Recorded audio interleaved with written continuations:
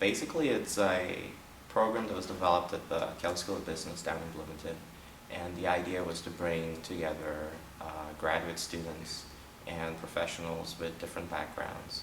So they were looking for people like me who had a life science background or in a PhD program or with a medical background, and they wanted to match them up with MBA students or individuals working in industry who had a business or marketing background. And the idea was just to work on a project and foster collaboration between these two groups of people so that people like me who had a scientific background could be exposed to a little bit of business and marketing and vice versa. The center was pulled together about 5 or 6 years ago. Initially it was a life sciences initiative, and the purposes of the center are, well, the initiative which evolved into the center were to attract and develop talent for the life sciences industry, coordinate the research activities of the faculty members at Kelley who are interested in life sciences, and then to act as a bit of a connection point for folks in the state and in the region to move the industry ahead. Students earn a certificate in the Business of Life Sciences after they complete our 2 Business of Life Sciences courses, and also do 4 experiential things connected to the industry, like attend one of our conferences, work on a project, have an internship,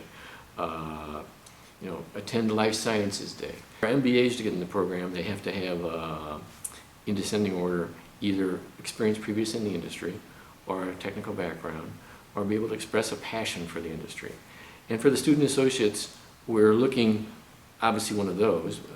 Most of the time, people don't necessarily have experience in the industry, or maybe they have a technical background, but if they can express a passion, and if they also have a grade point average that they look like they are capable of dealing independently and have a record of achievement.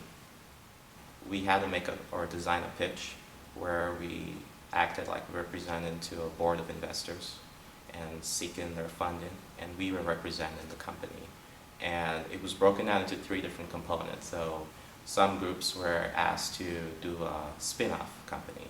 So that's typically where you're a PI and you have a good idea, but you don't have any funding or experience in biotech, so you try to start up a separate company.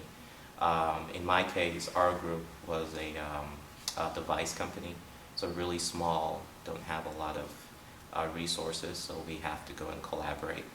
And then the 3rd group of students were asked to represent big pharma, so like at Eli Lilly, that hears about this idea and how would they go about funding this idea. We had a couple of graduate students approach us and say, hey, from I think it was biology at the time, say, hey, we heard these courses, can we take them? And we said, sure, fine. And then after the courses were finished, the MBAs really just raved about how valuable it was to have the different perspective in the course and in some projects they're working on. And we realized we needed a vehicle that we could actually try and bring in, non-Kelley students, non-business students into the program. And we created what was called the Student Associates.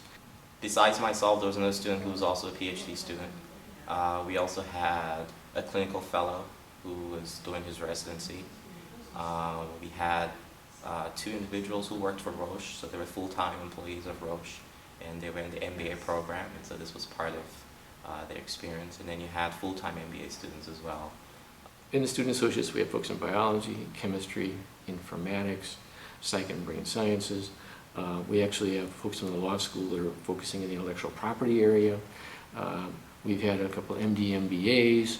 So anyone that has an interest or potential interest in the life sciences, we'd be glad to take into the program.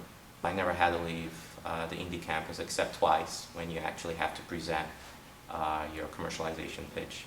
So we have to present 2 pitches, and those are the only times that you have to actually be present in Bloomington. Other than that, it was here in the SL building, and so we just go there, and it's completely interactive. You can stop and ask questions. The slides are right there in front of you. People in Bloomington can see and hear you, and you can see and hear them. I mean, every year we probably have 60 people take each of our 2 classes, and I would say of those 60 people, about 20-ish are non-business students. So those are all student associates drawn from a variety of backgrounds. For me personally, I love to collaborate, and at the time and still now, I'm trying to pursue a career in industry. And one of the things that people look for is your ability to work in cross-functional environments. And it's very hard when you're working 60 hours a week in the lab with people with the same background to demonstrate that you can do that. And so for me personally, this was an opportunity for me to take this experience and say that, look, I could be successful working with people with business or marketing backgrounds, that, you know, I know my science well enough to explain it to people who hadn't taken any, you know, college level classes, you know, and also am diverse enough to understand, you know, some basic business or marketing ideas as well. 3 things I think that make these courses special, and the teams is one of them. First thing is we bring in 2 to 3 guest lecturers from the industry to speak at every session we have. And they in effect teach the courses, and the benefits of that is that we get the most up-to-date information, what's going on in the industry. Second, it gets a chance for our students to network with people at these different companies. Michael was actually one of the rare people on both winning teams when he took the course. The first time he took the course, he was on the winning team, and then turned around, he took the course second year, and he was on this winning team as well, which is, I think he's probably one of the few who've ever been a double winner on that. And when I say winner, there's actually a cash prize. We recruit sponsors for this course, and they feed the students, and then they additionally, some of the revenue left over, we have a cash prize for the team involved. And then just, you know, networking. So I was able to network with people in the class, you know, who worked in industry and in other fields as well. And the CBLS program also has, I think, like 4 conferences throughout the year that you get invited to go.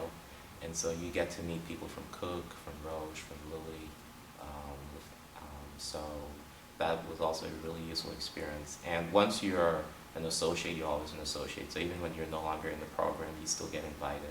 We assign the students to teams to take a shot at answering this question for the companies, and they work on it through the course, and at the end they present to a team of industry judges.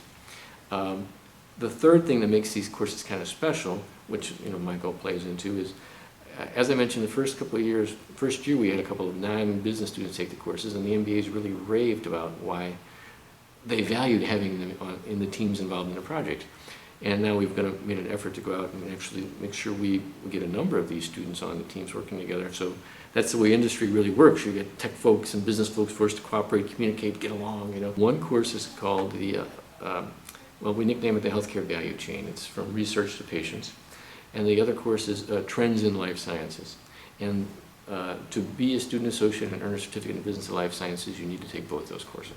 I'll get companies calling me and say, I got a job description come up for an open position. Can I send it to you? And will you float it by your folks and see if anybody's interested? And so it's an informal networking process that goes on once you're connected with the student associates or the Academy Plus, which is their counterpart on the MBA side.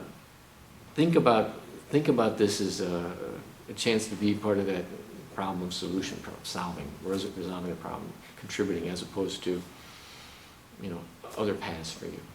And if you ever become a successful PI and you ever have an idea that you think can be translated into a product, this experience will be useful for you because, Michael Kubek, I'm sure have, learned a lot from collaborating with all these other individuals as well.